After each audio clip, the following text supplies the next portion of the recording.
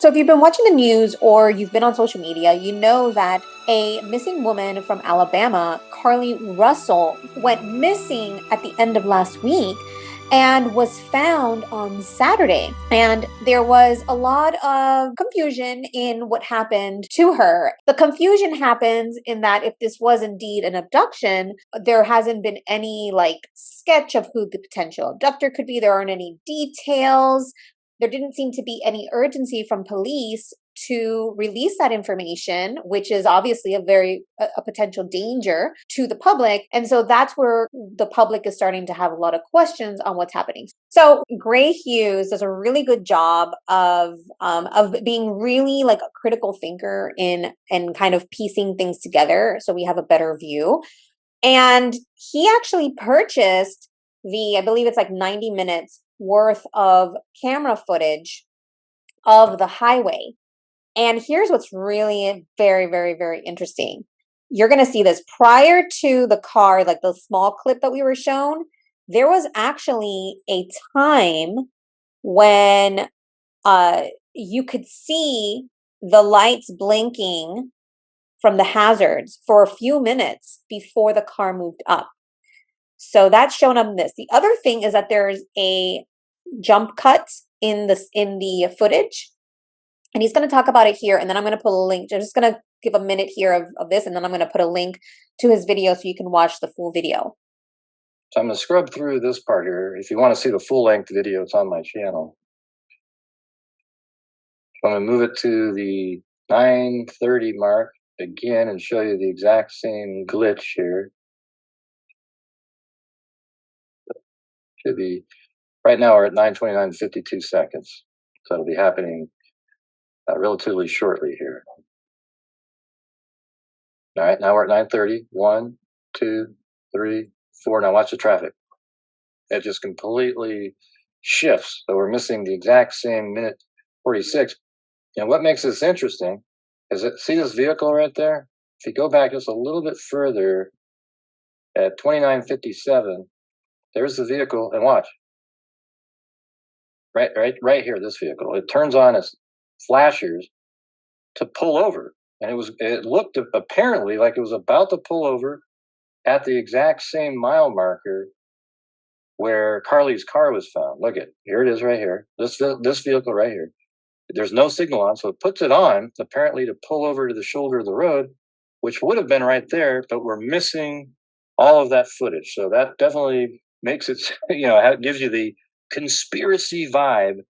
But I think the fact that it's on two different cameras at the same time make that less likely that it's just some random person went in there and edited out that. Okay, so then about 3 minutes later, Carlee's car pulls up in, you can't see the vehicle, but it's at 9:33 and 20 seconds. So let me, all of this portion here is missing, okay? This portion right here, so let me just show you from 9:30 and 3 seconds to 9:31 and 48 seconds, or 49-ish, it is missing, all right? So this is where it picks up again at 9:31 and 56 seconds. All right, so let's just fast forward it to about right there at 9:33 and 10 seconds. And sorry, we do have some construction going on. Now look at the bottom of the screen. See that flashing light? You can see Carlee's car is just slowly trickling underneath the camera right there. And it's slowly moving, and then it stops. So right now her vehicle is stopped. You see the flashing lights of her vehicle just below on the bottom part of the screen. So it's flashing, and it just keeps flashing there. And it flashes there for 3 minutes. Her car does not move. So that does open up the door for the original story where she says that she pulled over and there was a child there and there was a scream and something may have happened to her. And then one of the people who abducted her could have got into her vehicle and drove the vehicle to mile marker 11.4. They got out and they ran through the woods into that neighborhood because maybe the original kidnappers are in that neighborhood themselves. Okay, I'm just throwing it out there as a possible theory. The other vehicle, if you believe in the conspiracy and the glitch was meaningful, would be that somebody was dropped off right there at a 11.4 mile marker, and they were waiting for her, and she was slowly moving along, texting, "Hey, where are you? Like, where do I find you?" Then gets in her car and slowly drives down the shoulder of the road there to look for this person, and then eventually they go, "Yeah, I'm right here," and then she pulls over at 11.4, gets out, and goes with that person.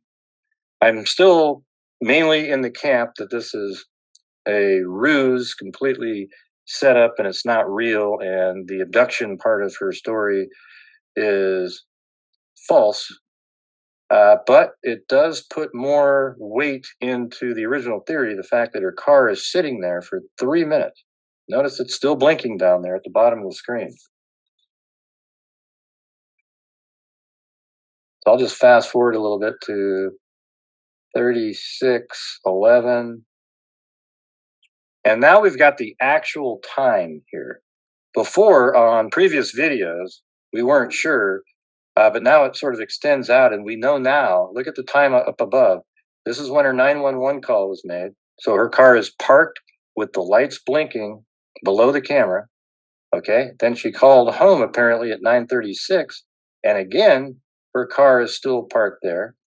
And then you hear a scream and so forth, and then right after the scream, apparently, her vehicle moves forward 0.4 miles and pulls over to the side of the road at mile marker 11.4. So we'll see that shortly.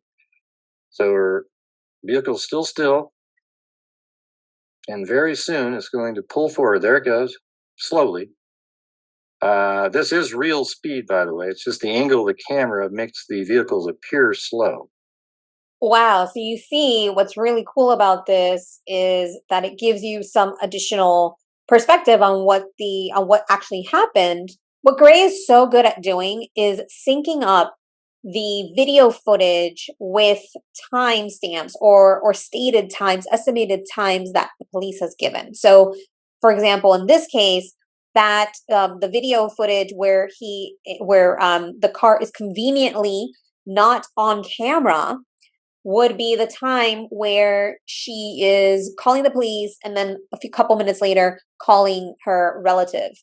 And so if an abductor knows that there's this kind of like blind spot, it would be very convenient, right?